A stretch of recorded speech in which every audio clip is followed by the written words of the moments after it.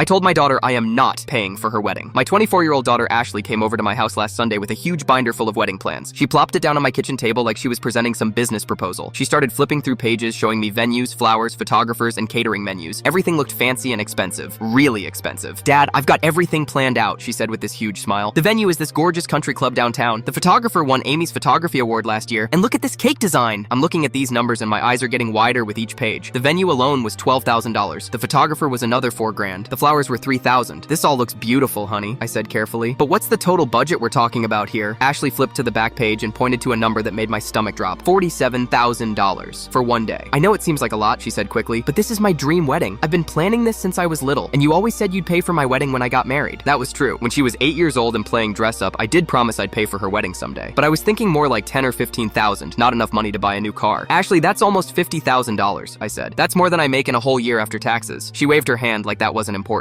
"You can take out a loan or something." Sarah's dad did that for her wedding, and Mike's parents used their retirement money. That's when I realized my daughter had completely lost touch with reality. She wanted me to go into debt or raid my retirement so she could have one expensive party. "What does Brandon think about all this?" I asked. Brandon was her fiance, a nice kid who worked at a car dealership. "Oh, he said whatever makes me happy," Ashley replied. "His parents are paying for the honeymoon, so this is all on us." I closed the binder and looked at my daughter. "Ashley, I'm not paying for this wedding." Her face went from excited to shocked to angry in about 3 seconds. "What do you mean you're not paying? You promised." "I promised to help with your wedding, not bankrupt myself for it," I said. $47,000 is insane." She started crying and said I was ruining her dreams, that all her friends had expensive weddings and she'd be embarrassed to have something small and cheap. "Your mom and I got married for $800, I told her. "We had the ceremony at her parents' house and the reception in their backyard. It was perfect." "That was 30 years ago," she yelled. "Things are different now." I told her she had 2 choices. I'd give her $5,000 toward a reasonable wedding, or she could pay for this circus herself. Ashley stormed out and didn't talk to me for 2 weeks. She told her mom I was being cruel and selfish. She even called her grandmother, trying to get her to convince me to change my mind. But then something interesting happened. Brandon came to see me by himself. He sat in my living room looking really uncomfortable. "Mr. Davis," he said, "I need to tell you something. I had no idea Ashley wanted to spend that much money. When she told me $47,000, I almost choked." Turns out Brandon had been trying to talk Ashley into something smaller for months. He wanted to use their money for a down payment on a house instead of one expensive party. "I was actually hoping you'd say no," he admitted. "I didn't know how to tell her we couldn't afford it without sounding unsupportive." 3 days later, Ashley called me crying, but this time it was different. She apologized and said she'd been talking to some of her married friends about their wedding debt. One couple was still paying off their wedding loan 3 years later. Another friend's parents had to delay retirement because of wedding costs. "I don't want you to struggle financially because of my party," she said through tears. Brandon and I found a really nice park pavilion that cost $300 to rent. We ended up having the wedding at the state park by the lake. Ashley's mom and I helped with decorating, her aunt made the cake, and Brandon's cousin DJ'd the reception. The whole thing cost $4,200 and it was absolutely beautiful. Ashley looked happier than I'd ever seen her, and she and Brandon started their marriage with money in the bank instead of debt hanging over their heads. 6 months later, they bought their first house with the money they saved.